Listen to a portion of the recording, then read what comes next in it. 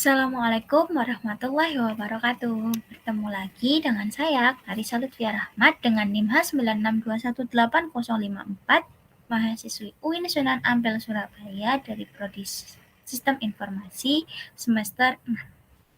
Kali ini kita akan membahas tentang cybercrime. Apa itu cybercrime? Latar belakangnya, cybercrime ini muncul karena perkembangan teknologi dan informasi, terkhususnya pada internet, yang saat ini penggunaannya sudah bebas dijangkau oleh siapapun, dimanapun, dan kapanpun, dan sudah dijangkau di segala aspek kehidupan masyarakat. Kehadiran teknologi internet ini memang merupakan kebutuhan kita yang tidak bisa dihindari untuk menunjang perkembangan nasional. Hanya saja di balik kemudahan dan kenyamanan dari layanan internet ada ancaman yang sangat merisaukan, yaitu sisi keamanannya. Nah, di bawah ini merupakan gambar para pengguna internet pada tahun 2020 seluruh dunia. Jadi terdapat 7,75% dari total populasi dengan penggunaan HP itu sebesar 5,19 triliun. Kemudian para pengguna akses internet itu 4,54, sedangkan yang aktif di sosial media yakni 3,80 atau sekitar 49% dari populasi. Jadi, didefinisikan, cybercrime ini merupakan nama lain dari kejahatan di dunia maya. Kejahatan dunia maya secara umum didefinisikan sebagai aktivitas ilegal apapun yang melibatkan komputer, perangkat digital lain, atau jaringan komputer. Menurut Parker atau Hamzah, tahun 1993, cybercrime adalah suatu tindakan atau kejadian yang berkaitan dengan teknologi komputer di mana seseorang mendapatkan keuntungan dengan merugikan pihak lain.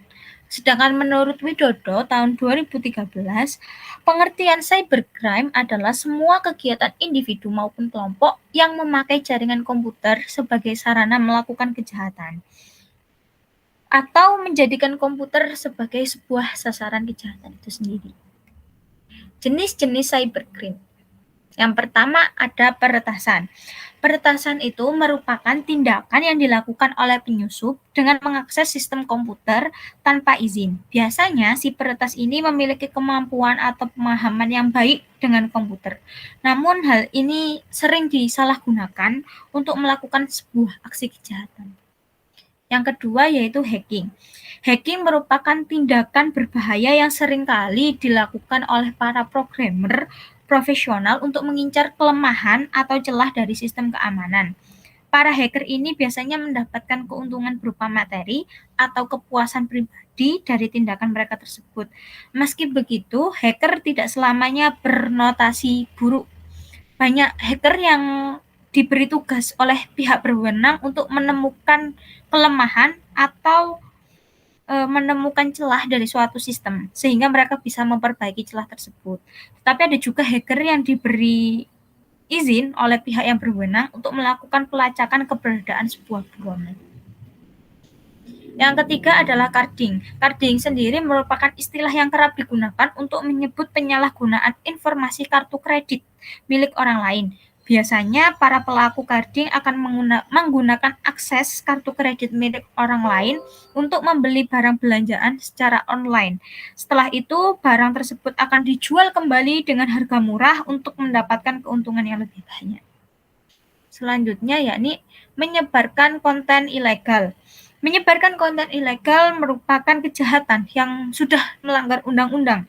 Biasanya aktivitas ini melibatkan tokoh terkenal atau konten kreator yang mampu memancing sebuah kontroversi. Contoh beberapa konten ilegal itu misalnya jual beli narkotika, prostitusi online, kemudian menyebarkan video porno, dan sebagainya. Yang kelima yakni phishing. Phishing sendiri kejahatan dunia maya dengan cara penggalian informasi rahasia seperti nomor kartu kredit dan melihat kata sandi nama pengguna sebuah akun. Biasanya penjahat dunia maya ini akan menyamar sebagai perusahaan yang sah dan dilakukan dengan spoofing email. kirim-kirim spam, email-email spam seperti itu. Kemudian defacing. Salah satu tindak kejahatan dunia maya yang masih tergolong ringan ini merupakan sebuah defacing. Jadi jenis ini tuh menyasar website-website non-profit seperti situs sekolah, universitas, atau pemerintahan. Cyberbullying. Penindasan dunia maya mirip dengan penguntitan yang terjadi di dunia maya atau stalking. Namun rentetan pesan dapat berbahaya, menyinggung, dan sepenuhnya dapat menyinggung seseorang. Penindasan maya juga dapat dilakukan dengan memposting sebuah gambar atau video online yang menyinggung perasaan korban. Dan itu juga dapat mengecualikan orang secara online, membuat akun palsu, memposting konten yang merugikan, mengirim pesan yang kasar. Secara keseluruhan itu adalah bullying, tetapi biasanya online melalui saluran sosial media. Kerugian dari cybercrime, yang pertama, reputasi online bisa terancam. Jadi kerugian ini itu merupakan menggunakan aktivitas online untuk berbisnis. Jika menjadi korban, bisa jadi bisnis online kita yang sedang kita lakukan itu kehilangan kepercayaan pelanggan. Atau saat kita melakukan lamaran pekerjaan, bisa jadi hal ini tuh merusak reputasi online kita. Kehilangan data penting. Salah satu kerugian paling besar yang terjadi akibat cybercrime ini yaitu kehilangan data. Hal ini bisa terjadi baik pada akun kita pribadi maupun website yang menyimpan data pribadi pelanggan. Cybercrime sendiri biasanya selalu berusaha mencari celah agar dapat mencuri data penting dan menggunakannya untuk berbagai kepentingan. Salah satunya untuk tujuan pemerasan atau bisa jadi menjual data kita di pasar gelap. Yang ketiga yakni kerusakan software dan sistem komputer. Salah satu yang membuat heboh itu adalah serangan ransomware WannaCry yang menyerang berbagai website pemerintah. Saat itu, serangan yang terjadi menyebabkan banyak perangkat yang tidak bisa diakses. Aksi ini terutama terjadi pada sistem operasi yang rentan, baik yang sudah lawas maupun yang menggunakan versi bajakan. Itulah kenapa penting bagi kita untuk selalu memperhatikan keamanan sistem operasi di komputer kita. Salah satu caranya yaitu dengan terus mengupdate antivirus dan versi sistem operasi yang kita gunakan. Kehilangan sejumlah uang. Kerugian finansial juga bisa terjadi akibat adanya cybercrime. Jadi bentuk aksinya itu macam-macam, mulai dari phishing hingga extortion. Nggak hanya untuk individu saja yang mengalami, tapi bisa jadi perusahaan ataupun sekelompok komunitas. Kehilangan sejumlah uang akibat tindak cybercrime juga dialami oleh beberapa negara. Pencegahan cybercrime. Yang pertama dengan cara menjaga keamanan email kita. Caranya yaitu yang pertama, lakukan selalu pengecekan virus yang ada di komputer dan smartphone secara rutin. Waspada dengan social engineering yang dilakukan melalui email. Yang ketiga, kita harus selalu melindungi kata sandi kita, bisa menggunakan autentikasi keamanan tiga tingkat. Yang keempat, selalu lakukan update OS atau sistem operasi dan aplikasi. Yang kelima, hindari menggunakan software atau aplikasi bajakan. Yang kedua, yakni menjaga keamanan media sosial dengan cara membatasi informasi pribadi yang kita publikasikan ke sosial media seperti nama anak, nama sekolah, nama hewan peliharaan, nama ayah ibu, tanggal lahir, dan sebagainya. Informasi ini tuh bisa jadi hal penting bagi orang yang mencari celah untuk menjatuhkan kita di media sosial. Yang kedua, laporkan aktivitas mencurigakan atau spam ke media sosial yang digunakan untuk mengontak kita. Spam tersebut biasanya muncul dalam bentuk posting, pesan, email, atau permintaan pertemanan. Yang ketiga yakni selalu ganti kata sandi dan laporkan aktivitas mencurigakan jika merasa seseorang telah mengakses akun Anda. Yang keempat, jika Anda yakin sedang menjadi seorang target di platform media sosial apapun, segera cepat laporkan tindakan tersebut ke media sosial tersebut. Biasanya setiap media sosial itu sudah memberikan arahan bagaimana cara kita melaporkan apabila terjadi pencurian data atau bagaimana terhadap akun sosial media kita. Nah, contoh kasusnya di masyarakat. Ini yang terjadi akhir-akhir ini, bulan Mei lalu. Heboh data KTP warga Indonesia hingga nomor HP 279 juta warga RI bocor.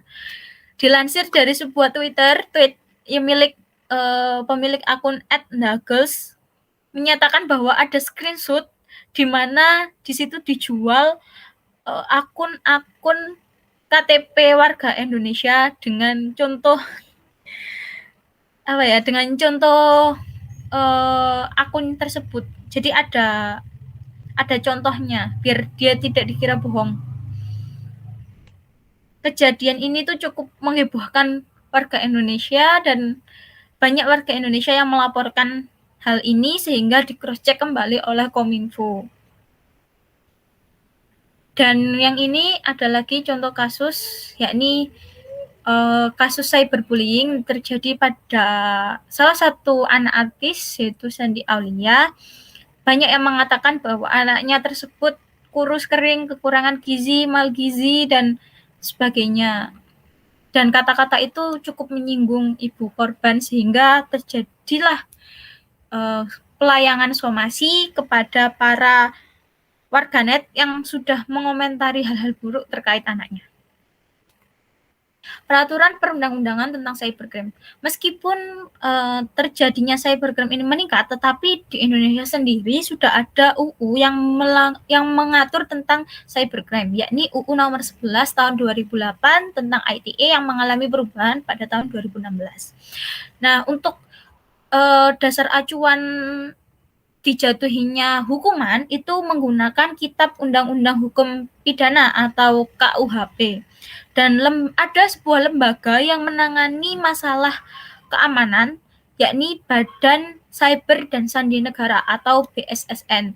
BSSN ini adalah instansi pemerintah yang bergerak di bidang keamanan informasi dan keamanan siber. Jadi bagi para warga Indonesia yang mungkin mengalami kasus cybercrime bisa juga menginfokan hal tersebut kepada Humas BSSN agar segera ditindaklanjuti.